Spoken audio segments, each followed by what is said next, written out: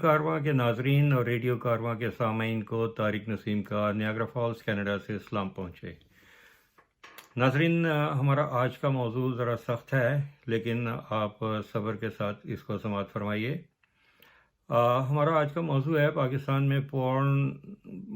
Industry, یعنی pornography کی تاریخ کیا ہے۔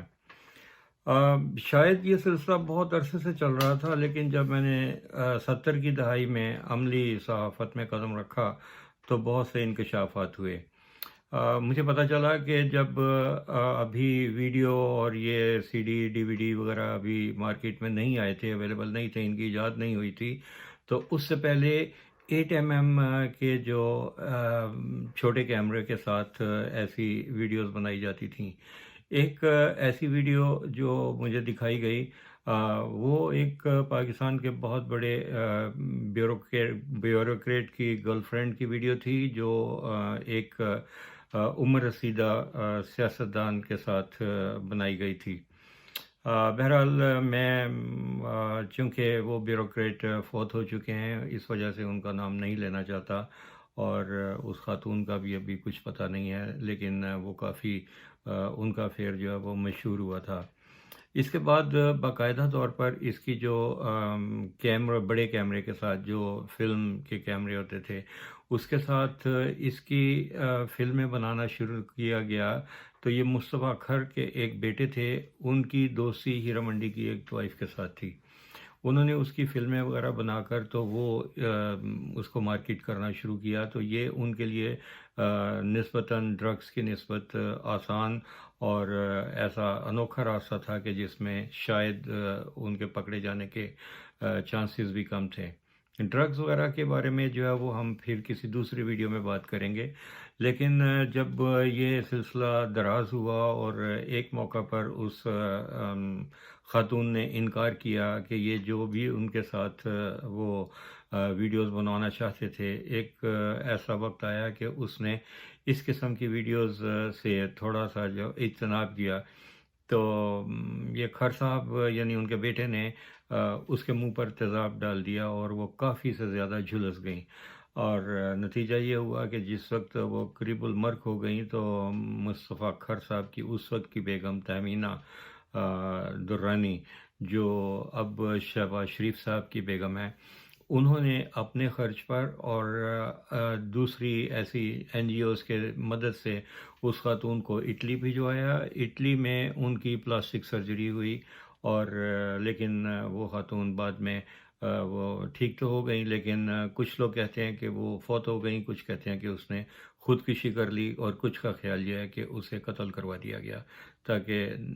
کوئی نشان باقی نہ رہے۔ ناظرین، اس کے علاوہ یہ تو وہ باتیں تھیں کہ جو ابھی خفیہ چل رہی تھیں، لیکن ایک ایسا وقت آیا کہ 60 کی دہائی ختم ہونے کو تھی، اور بڑے پردہ اسکرین پر تماشائیوں کا دل لبھانے کے لیے باقاعدہ طور پر ایسے جسے ہم عرف عام میں ٹوٹے کہا کرتے تھے، وہ سنیماز میں نظر آنے شروع ہو گئے۔ ایک ایکسٹرا گرل ہوتی تھیں عذرا عادل، ان کی ایک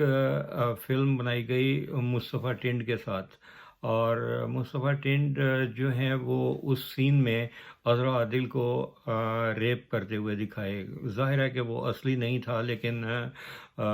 مقصد صرف یہ تھا کہ وہ ایک پورن کا جو ہے وہ 5 سے 10 منٹ کا جو ہے وہ ٹکڑا وہ دکھا دیا جائے، اور یہ باقاعدہ طور پر سنیماز میں چلا۔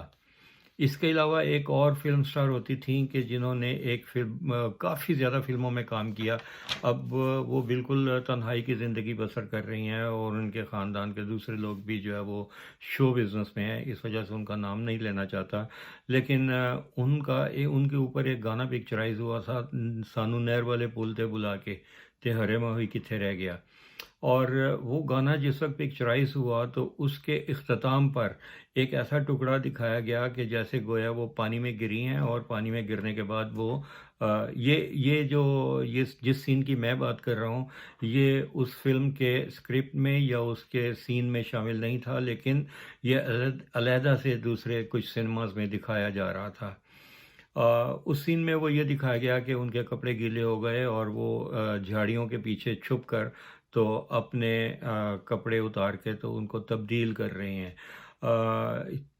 یہ اداکارہ جس قسم کی وہ ایکٹنگ کر رہی تھیں اس میں، ادھر ادھر دیکھتے ہوئے پلکیں جھپکا جھپکا کر کے کوئی مجھے دیکھ تو نہیں رہا، وہ ظاہر ہے کہ وہ ایک فیک جو اس زمانے کا فیک ایکٹنگ ہوتی تھی وہ صاف نظر آ رہی تھی کہ انہیں معلوم ہے کہ ان کی فلم بن رہی ہے. تو وہ فلم جو ہے وہ پتہ نہیں، مجھے اندازہ نہیں ہے کہ کیوں اس قسم کی فلموں کی اجازت دی گئی تھی. اس وقت بھٹو صاحب کا دور آ چکا تھا. شاید وہ مشرقی پاکستان کے سہانے سے گزرنے والی قوم کو ایک ایسی لائن پر لگانا چاہتے تھے کہ جس میں وہ تفریح کریں، کیونکہ انہوں نے ایک وقت میں یہ بھی سوچا تھا کہ میں کراچی میں بڑے کسینوں وغیرہ بنواؤں گا اور اس کو ایک ایسے شہر کے طور پر متعارف کروا دوں گا کہ جہاں سب کچھ اویلیبل ہو، سب کچھ. تو یہ عذرا دل اور یہ جو ایک اس کے بعد پھر ایک دور آیا اسی وقت میں کہ جب خانزادہ ٹائپ کی فلمیں بننی شروع ہوئیں. اس میں ایک سین مسرت شاہین نے کیا تھا کہ جس میں سی تھرو لباس پہنا ہوا تھا اور وہ اس کے اوپر سیکسی قسم کا ڈانس کر رہی تھی. یہ وہ وقت تھا کہ جس وقت پاکستان کے بڑے پردے پر یہ فلمیں دکھائی جا رہی تھیں، اور کچھ ایسی فلمیں تھیں کہ جس میں یوں سمجھیے کہ پاکستانی جو کانٹینٹ تھا وہ دکھایا جا رہا تھا. لیکن اسی دور میں آپ کو یاد ہوگا کہ ایک فلم ریانز ڈاٹر آئی تھی، اور تب جناب امیر المومنین صاحب کا دور آ چکا تھا، ضیاء الحق صاحب کا. ان کے زمانے میں لاہور کے پلازا سینما میں ریانز ڈاٹر نام کی ایک فلم چلی، اور جو کئی ہفتوں تک چلتی رہی. عام طور پر وہاں فلم 1 2 یا 3 ہفتوں کے لیے یا زیادہ سے زیادہ 4 ہفتوں کے لیے چلتی تھی. انگلش فلموں کا بس اتنا ہی دورانیہ ہوا کرتا تھا، اس سے زیادہ وہ فلم نہیں چلتی تھی. لیکن ریانز ڈاٹر میں ایک بہت طویل سیکس کا سین تھا، اور جسے کسی نے سینسر نہیں کیا، کسی نے اس فلم کو روکا نہیں، کیونکہ جو اس فلم کے تقسیم کار اور نمائش کنندگان تھے ان کے لمبے ہاتھ تھے، اور ان کو کسی نے نہیں روکا. وہ فلم اس وقت تک چلتی رہی. اور ایک اور بات یہ ہے کہ یہ اسی زمانے میں لاہور کے بہت سے سینماز میں یہ انگلش ٹوٹے جو ہے وہ شروع کر دیے گئے، اور پھر باقاعدہ لمبی لمبی فلموں نے وہاں پر ڈیرا جما لیا. لاہور کے ریکس سینما میں انگلش فلمیں دکھائی جاتی تھیں، اور انگلش فلم کو روک کر اس کے دوران میں کوئی بلو پرنٹ جس کو ہم عام طور پر کہتے ہیں وہ چلا دیا جاتا تھا. لاہور مکلاؤڈ روڈ پر مون لائٹ سنیما تھا کہ جس میں باقاعدہ طور پر ان کا تو کام ہی یہی ہو گیا، وہ اسی مقصد کے لیے مشہور ہو گیا کہ یہاں پر انگلش فلموں کی اریاں سین دکھائے جاتے ہیں. اور یہ ایسا وقت تھا کہ ایک مذہبی تنظیم والوں نے اس کے اوپر بم سے حملہ بھی کیا، بہت سے لوگ زخمی بھی ہوئے. وہ ایک طرح سے لوگوں کو ڈرانا چاہتے تھے اگر یہ کام چلتا رہا تو ہم اس سنیما کو اڑا دیں گے.